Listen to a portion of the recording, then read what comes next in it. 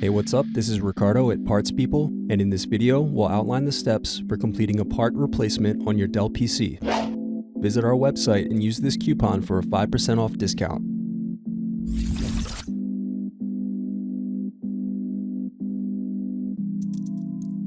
Unscrew and remove bottom base.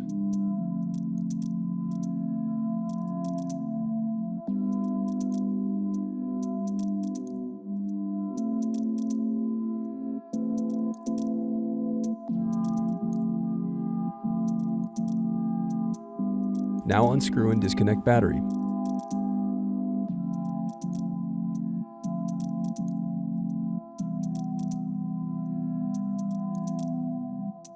Now disconnect and remove speakers.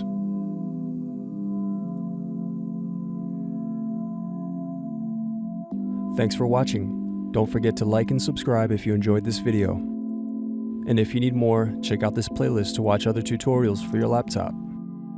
You can also click here to find parts for your laptop at partspeople.com.